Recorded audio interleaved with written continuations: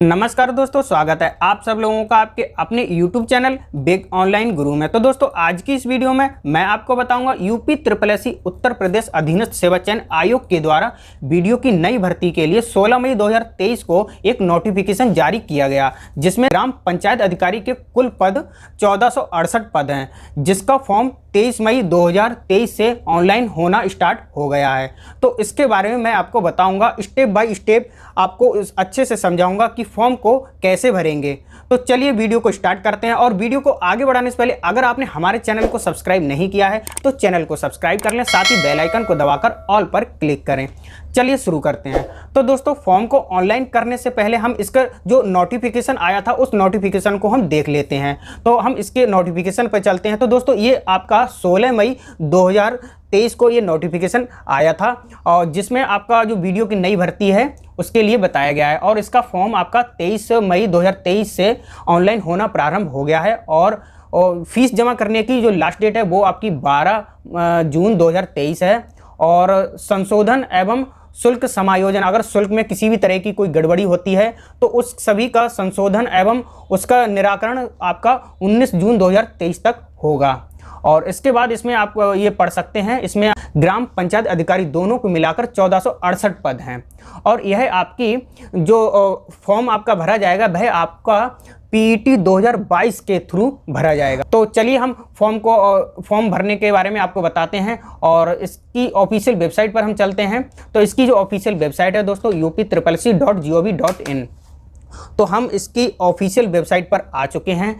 तो फॉर्म को ऑनलाइन करने के लिए हम सबसे पहले ऑफिशियल वेबसाइट में आप देख सकते हैं, यहाँ पर ये ऑप्शन दिया है एप्लीकेंट सेगमेंट 2। तो यहाँ पर नीचे की तरफ बहुत सारे मल्टीपल ऑप्शन दिए हुए हैं, जिसमें candidate registration, photo with signature uploading, remaining details submission, इस तरीके से ये बहुत सारे ऑप्शन दे रखे हैं। तो सबसे पहले तो आपको अपना पीटी का जो सर्टिफिकेट है वो आपको डाउनलोड कर लेना है, आपको वो अपने पास रखना है। अगर नहीं है तो आप उसे बाद में डाउनलोड कर सकते हैं। फिलहाल में अभी रजिस्ट्रेशन नंबर की ज़रूरत पड़ेगी, जो कि आपका पीटी का रजिस्ट्रेशन नंबर है उसकी। तो फॉर्म को ऑनलाइन करने के लिए हम सबसे पहले कैंडिडेट रजिस्ट्रेशन वाला जो ऑप्शन है इस पर हम क्लिक करेंगे। और वैसे तो आप यहाँ से भी जा सकते हैं applicant dashboard login through PT registration number, लेकिन यहाँ से कोई भी ऐसा ऑप्शन नहीं है जिससे कि आप फॉर्म ऑनलाइन कर पाएँ। यहाँ से केवल आप अपना पीटी का सर्टिफिकेट डाउनलोड कर सकते हैं। और जो लॉगिन करने की प्रक्रिया है दोनों में सेम है, लेकिन यहाँ से एप्लीकेंट डैशबोर्ड पर आप क्लिक करके अगर लॉगिन करते हैं तो केवल आप पीटी का सर्टिफिकेट डाउनलोड करेंगे और कैंडिडेट रजिस्ट्रेशन से आप ओपन करेंगे, तभी आपको फॉर्म तक आप पहुँच पाएंगे। तो चलिए हम इसे स्टार्ट करते हैं। सबसे पहले हम कैंडिडेट रजिस्ट्रेशन पर चलते हैं। कैंडिडेट रजिस्ट्रेशन पर क्लिक करने के बाद आप नेक्स्ट पेज पर आ जाएंगे, और जिसमें आप देख सकते हैं एडवर्टाइजमेंट नंबर, एडवर्टाइजमेंट डेट दे रखी है आपकी। और यहाँ पर जो रजिस्ट्रेशन की स्टार्ट डेट है वो दे रखी है 23 मई 2023 और लास्ट डेट 12 जून 2023 दे रखी है। इस तरीके से सारी डिटेल दे रखी है, आप इसे देख सकते हैं। उसके बाद यहाँ पर ऑप्शन दिया है अप्लाई का, आप इस पर क्लिक करेंगे और क्लिक करने के बाद नीचे की तरफ कुछ ऑप्शन ओपन हो जाएंगे, जिसमें कुछ डिटेल दी होगी, जैसे कि पोस्ट का नाम ग्राम पंचायत अधिकारी, और उसके बाद नंबर ऑफ पोस्ट का नाम दिया है और पे स्केल यहाँ पे आप इस पर क्लिक करके आप चेक कर सकते हैं। इस तरीके से आप सारी डिटेल को चेक कर सकते हैं। और यहाँ पर ये दिया है सबमिट एप्लीकेशन, इस पर आप क्लिक करेंगे। तो इस पर क्लिक करने के बाद आप नेक्स्ट पेज पर पहुंच जाएंगे और नीचे की तरफ आएंगे। तो यहाँ पर आप देख सकते हैं इसकी जो फीस है वो 25 रुपये है, जो आपको जमा करनी है। और उसके बाद नीचे की तरफ आ जाएंगे तो यहाँ पर बहुत सारे इंस्ट्रक्शन हैं जो आप पढ़ सकते हैं। उसके बाद यहाँ पर दिया है आवेदक द्वारा की जाने वाली सामान्य घोषणा, इनको आप पढ़ सकते हैं। और नीचे की तरफ यहाँ पर जो बॉक्स दिया है इस पर आप टिक करेंगे। और क्लिक करने के बाद यहाँ पर आई एग्री और डिक्लाइन दिया है, 2 ऑप्शन, तो आप आई एग्री पर क्लिक करेंगे और अगले पेज पर पहुँच जाएंगे।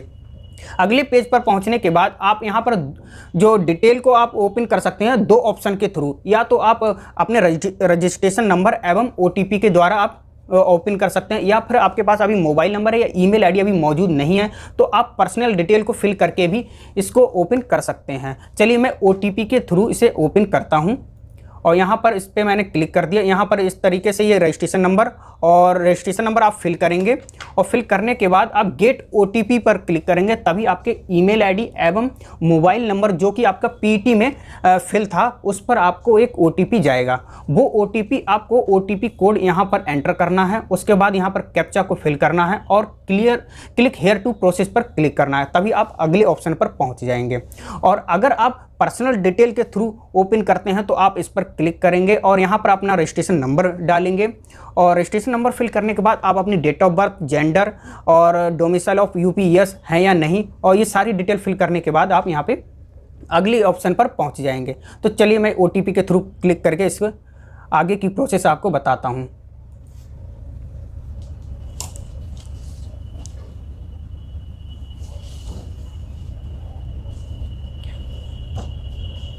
यहाँ पर आप गेट OTP पर क्लिक कर देंगे, तभी यहाँ पर 1 मिनट का आपको टाइम मिलेगा। 1 मिनट के अंदर आपके अगर मोबाइल या ईमेल आईडी पर OTP आ जाता है तो आप इसमें फिल कर देंगे। अगर नहीं आता है तो आप फिर से दोबारा से गेट OTP पर क्लिक करेंगे, तभी आपके मोबाइल पर OTP पहुँच जाएगा।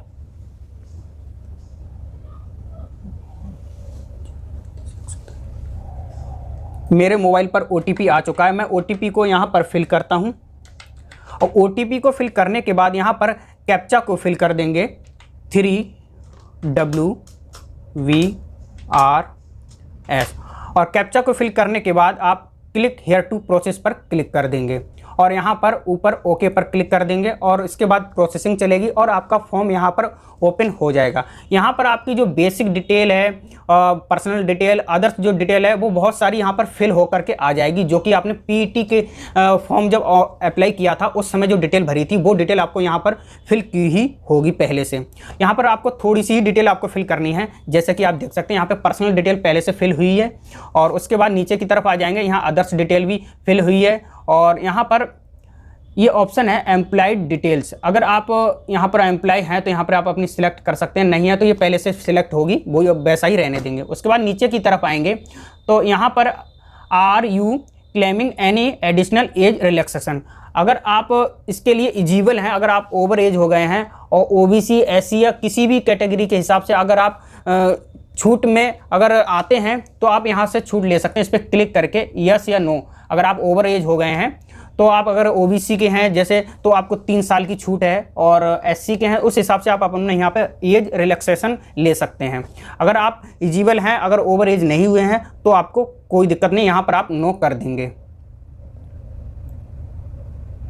और नो करने के बाद नीचे की तरफ आएंगे तो यहाँ पर आपकी जो एजुकेशनल डिटेल है वो यहाँ पर पहले से फिल हुई होगी, जो कि आपने पहले से फिल की होगी। उसके बाद नीचे की तरफ आएंगे तो यहाँ पर आपको ये 2 डिटेल यहाँ पे फिल करनी है। यहाँ पर आपको इंटरमीडिएट की डिटेल को फिल करना है। उसके बाद जो वीडियो की भर्ती है इसमें CCC आपका मांगा गया है, जो कि कंपलसरी है। अगर आपके पास है तो आपको यस करना है और नहीं है तो आप इसमें फॉर्म को अप्लाई कर सकते हैं नो करके, यस करके, लेकिन बाद में आपको वो मान्य नहीं रहेगा आपका।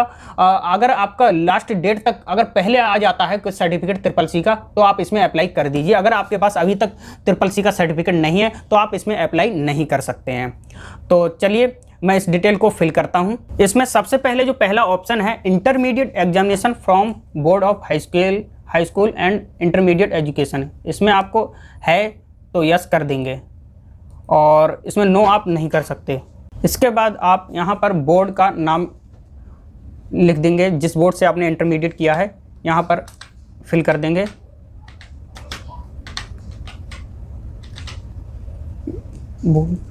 उसके बाद पासिंग ईयर, अगले ऑप्शन में पासिंग ईयर फिल कर देंगे और यहाँ पर अपना रोल नंबर और इशू डेट यहाँ पे फिल कर देंगे।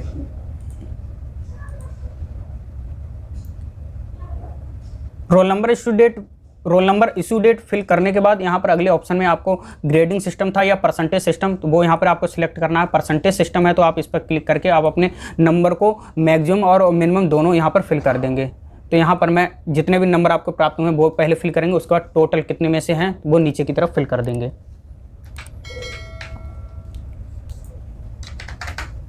और इसके बाद यहाँ पर CCC का जो सर्टिफिकेट है उसके लिए यहाँ पर आपको यस करना होगा और यस करने के बाद नीचे की तरफ आ जाएंगे और यहाँ पर कैप्चा को फिल कर देंगे। और कैप्चा को फिल करने के बाद यह है, आपको बस इतनी ही डिटेल भरनी है। इसके बाद फिर सबमिट पर क्लिक कर देंगे और सबमिट पर क्लिक करने के बाद ये आपका रजिस्ट्रेशन हो जाएगा। यहाँ पे लिखा हुआ है प्लीज़ कंफर्म फॉर रजिस्ट्रेशन। आपको इतनी ही डिटेल फिल करने के बाद ओके पर क्लिक कर देंगे और आपका रजिस्ट्रेशन हो जाएगा। आपका रजिस्ट्रेशन नंबर आ जाएगा, मोबाइल पे पहुँच जाएगा और आपके यहाँ पर ये आपके सामने शो हो जाएगा। इसको आप प्रिंट कर लेंगे। यहाँ पर देख सकते हैं जो प्रिंट का ऑप्शन दिया है, इस पर आप क्लिक करेंगे। क्लिक करने के बाद इसको प्रिंट कर लेंगे या फिर सेव कर लेंगे।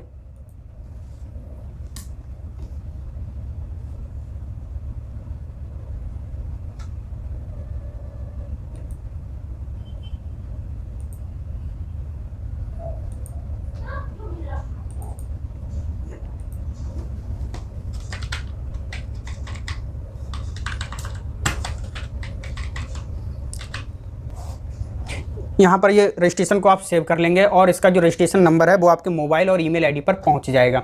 इसके बाद आप अपनी एक बार डिटेल को भी चेक कर लेंगे, आपकी सारी डिटेल यहाँ पर सही फिल है या नहीं।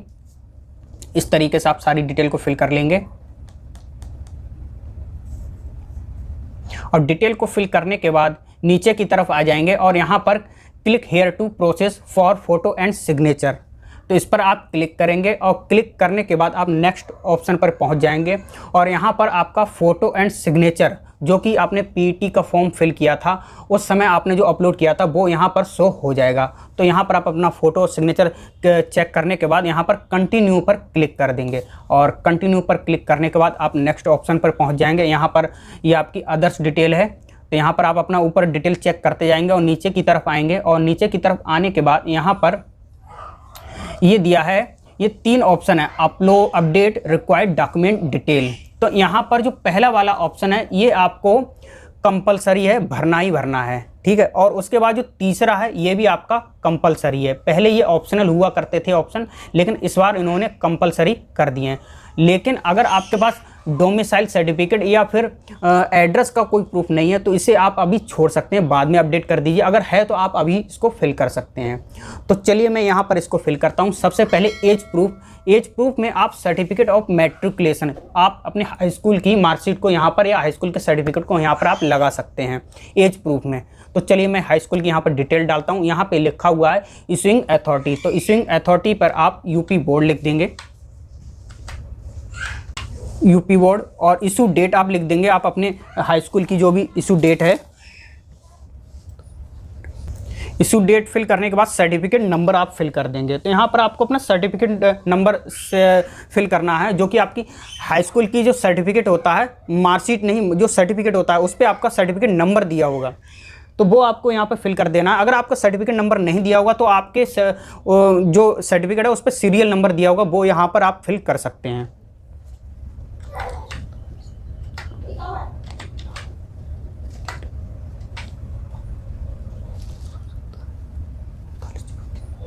तो इस तरीके से यह तीनों डिटेल फिल होने के बाद आप अपडेट पर क्लिक कर देंगे और अपडेट पर क्लिक करने के बाद ये अगला ऑप्शन आएगा अपडेट डिटेल्स, इस पर आप क्लिक कर देंगे और यह आपकी सेव हो जाएगी इस तरीके से। अगर आपने गलत डिटेल यहाँ पे फिल हो गई तो आप डिलीट पर क्लिक करके इसको आप दोबारा से सही करके अभी कर सकते हैं और इस तरीके से ये ग्रीन हो जाएगा और यहाँ पर भी टिक हो जाएगा। और इसके बाद फिर अगली डिटेल भी आप फिल कर देंगे। यहाँ पर डोमिसाइल सर्टिफिकेट आपको लगाना है, तो इशूइंग अथॉरिटी आप देख लेंगे, आप अपने डोमिसाइल पर देख लेंगे कि किसके द्वारा ये जारी किया गया है, उसका नाम यहाँ पर लिख देंगे। उस विभाग का नाम लिखेंगे और अधिकारी का नाम नहीं लिखा जाएगा, विभाग का नाम लिखा जाएगा जिसके द्वारा ये जारी किया गया है। तो आप अपने जो प्रमाण पत्र है मूल निवास का, उस पर आप देख लेंगे कि किसके द्वारा यह जारी किया गया है। तो यहाँ पर जो यूपी का जो प्रमाण पत्र होता है, निवास प्रमाण पत्र, वह एसडीएम के द्वारा जारी किया जाता है। तो यहाँ पर जो ज़िला होता है, ज़िले का जो एसडीएम होता है उसके द्वारा जारी किया जाता है, तो वो यहाँ पर आप फिल कर देंगे। तो यहाँ पर मैं फिल कर दे रहा हूँ एसडीएम बदायूं। तो इस तरीके से ये यहाँ पर इशूइंग अथॉरिटी फिल हो गई। उसके बाद इशूइंग डेट आप फिल कर देंगे मूल निवास की।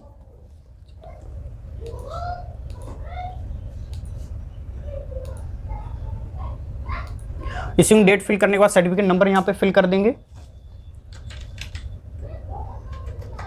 और ये डिटेल फिल करने के बाद फिर अपडेट पर क्लिक कर देंगे और ये आपकी यहाँ पर सेव हो जाएगी। इस तरीके से ये सेव हो गई। और उसके बाद फिर आ जाएंगे ओबीसी का सर्टिफिकेट। इसी तरीके से आप ओबीसी की जो डिटेल है वो भी फिल कर लेंगे।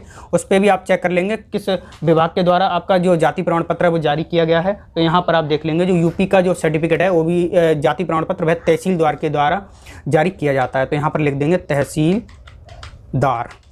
और उसके बाद जो आपकी डेट है इशू डेट वो यहाँ पर फिल कर देंगे। और उसके बाद सर्टिफिकेट नंबर को यहाँ पे फिल कर देंगे।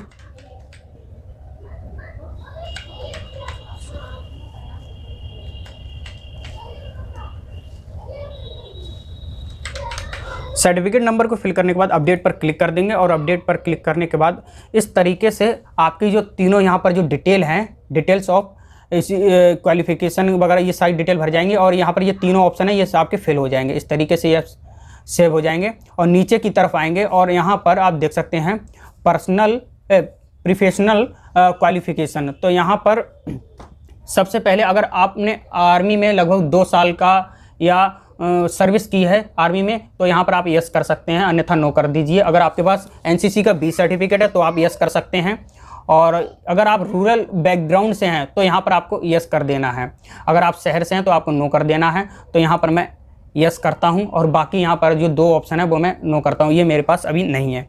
उसके बाद नीचे की तरफ आएंगे तो यहाँ पर आपके एड्रेस की जो डिटेल है वो आ जाएगी, जो कि आपने पीटी का फॉर्म भरते टाइम फिल की थी वही यहाँ पर आपके शो हो जाएगी। और इस तरीके से आप सारी डिटेल को यहाँ पर चेक कर लेंगे। और चेक करने के बाद नीचे की तरफ आ जाएंगे और यहाँ पर जो डिक्लेरेशन है 3 ऑप्शन है, इन तीनों को टिक कर देना है।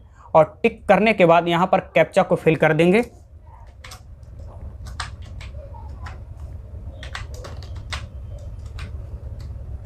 और कैप्चा को फिल करने के बाद सेव एंड प्रोसेस पर क्लिक कर देंगे। और यहाँ पर प्लीज़ कन्फर्मेशन, इस पर ओके पर क्लिक कर देंगे। ओके पर क्लिक करने के बाद इस तरीके से आपके सामने ये नोटिस यहाँ पे शो हो जाएगा, do you want to finally submit your application for the said post kindly confirm. तो इस पर आप क्लिक कर देंगे, process to payment of fee and final submission.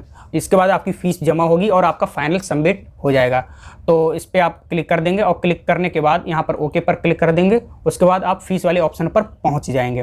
तो आपका फॉर्म जो है वो फिल हो चुका है। इसके बाद फीस आप कैसे जमा करेंगे तो इस पर आप इस तरीके से ये आपका ऑप्शन आ जाएगा। तो यहाँ पर क्लिक हेयर टू पे, इस पर आप क्लिक कर देंगे। और क्लिक करने के बाद फिर ओके पर क्लिक करेंगे। और यहाँ पर इस तरीके से ये पेमेंट जो मोड है वो सिलेक्शन का ऑप्शन यहाँ पर आ जाएगा। और इसके बाद चूज पेमेंट ऑप्शन और नीचे की तरफ आएंगे तो ये लिखा हुआ है SVIMOPS, इस पर आपको क्लिक कर देना है। क्लिक करने के बाद यहाँ पर नीचे की तरफ प्रोसेस फॉर पेमेंट, इस पर आपको क्लिक करना है। और क्लिक करने के बाद ओके पर क्लिक कर देंगे। ओके पर क्लिक करने के बाद आप अगले ऑप्शन पे पहुँचेंगे। इस तरीके से ये अगला ऑप्शन आ जाएगा। यहाँ पर नीचे की तरफ आएंगे, यहाँ पर आपकी कुछ डिटेल दी होगी, रजिस्ट्रेशन नंबर वगैरह और कैंडिडेट नाम वगैरह, father's name, date of birth वगैरह यहाँ पे दे देंगे। और नीचे की तरफ आएंगे, फीस आपकी 25 रुपये जमा होगी। और नीचे की तरफ आएंगे, यहाँ पे लिखा हुआ है स्टेट बैंक MOPS, इस पर आप क्लिक कर देंगे। क्लिक करने के बाद प्रोसेस फॉर फीस डिपोजिशन, इस पर आप क्लिक कर देंगे और ओके पर क्लिक करेंगे। ओके पर क्लिक करने के बाद फिर यहाँ पर आप जिस मोड से भी फीस को जमा करना चाहते हैं वो ऑप्शन आप सिलेक्ट कर सकते हैं। जैसे कि नेट बैंकिंग के थ्रू आप फीस जमा कर सकते हैं। अगर आपकी SBI की नेट बैंकिंग है तो आपका कोई चार्ज नहीं जाएगा। अगर आप अदर बैंकिंग नेट बैंकिंग है तो 6 रुपये आपका चार्ज जाएगा। आप कार्ड के द्वारा भी फीस जमा कर सकते हैं, आपका किसी से भी कोई चार्ज नहीं जाएगा, चाहे स्टेट बैंक हो चाहे अदर बैंक का डेबिट कार्ड हो। अगर आपका क्रेडिट कार्ड है तो आपका 12 रुपये इसमें चार्ज कटेगा। उसके बाद UPI के थ्रू भी आप फीस जमा कर सकते हैं। SBI ब्रांच में कैश के द्वारा भी आप फीस जमा कर सकते हैं। तो चलिए मैं यहाँ पर UPI के थ्रू फीस को जमा करता हूँ। वैसे सबसे ज़्यादा सिक्योर जो फीस है वो आपकी नेट बैंकिंग है, दूसरे नंबर पर कार्ड पेमेंट। अगर आपकी साइट अच्छी चल रही है, बहुत ही अच्छी बढ़िया, तो आप UPI के थ्रू फीस को जमा करें। अगर आपकी साइट सही नहीं चल रही है तो मैं आपको रिकमेंड करूँगा कि UPI से जमा ना करें, कार्ड पेमेंट और नेट बैंकिंग के थ्रू ही फीस को जमा करें। और सबसे ज़्यादा सिक्योर है तो वो है आपकी नेट बैंकिंग। अगर बहुत ज़्यादा ही आपका लोड लेके साइट चल रही है, बहुत ज़्यादा बिजी चल रही है, तो मैं आपको रिकमेंड करूँगा कि आप नेट बैंकिंग के थ्रू ही फीस को जमा करें। और क्योंकि उसमें ज़्यादा चांस गड़बड़ होने के नहीं रहते, आपको दिक्कत नहीं होगी। तो अगर आपकी साइट सही चल रही है तो आप UPI के थ्रू जमा कर सकते हैं। चलिए मैं UPI के थ्रू जमा करता हूँ। और इस तरीके से यूपीआई पर क्लिक करने के बाद नीचे की तरफ आ जाएंगे, आपकी कुछ डिटेल दी होगी और नीचे की तरफ यहाँ पे क्यूआर कोड पर आप पेमेंट करेंगे या फिर आप यूपीआई के थ्रू करेंगे। यहाँ पे बीपीआई पर क्लिक करेंगे तो आपको जो यूपीआई आईडी होती है वो आप यहाँ पे फिल कर देंगे।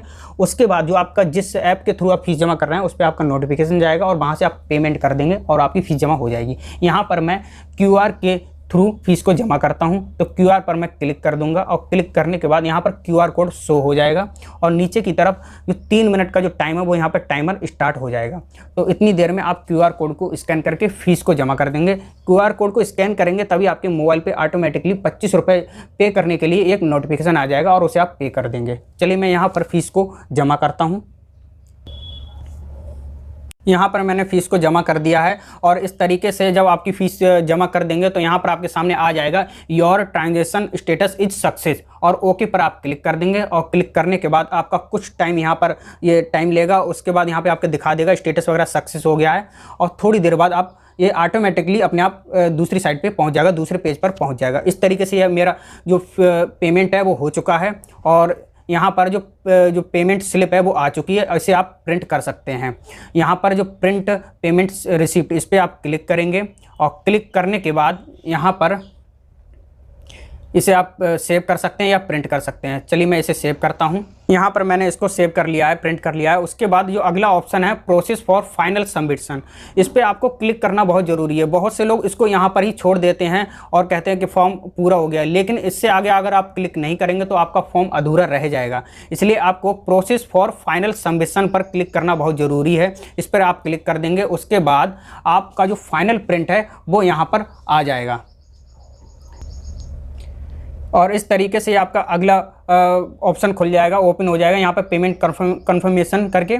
और इस तरीके से फिर से आपको यहाँ पर process to download and print application form, इस पर आपको क्लिक करना है और क्लिक करने के बाद अब आपका फाइनल प्रिंट यहाँ पर शो हो जाएगा। जब तक आपका फाइनल प्रिंट शो नहीं होता है तब तक आपको उसको सबमिट करना है, क्योंकि अगर आप सबमिट नहीं करेंगे तो आपका फॉर्म अधूरा रह जाएगा, फाइनल सबमिट होने से रह जाएगा। तो इसलिए जब तक आपका इस तरीके से फॉर्म नहीं आ जाता है तब तक आपको आगे की प्रोसेसिंग करते रहना है। तो ये मेरा यहाँ पे फाइनल हो चुका है और नीचे की आप देख सकते हैं इस तरीके से आपका ये फाइनल प्रिंट आ जाएगा।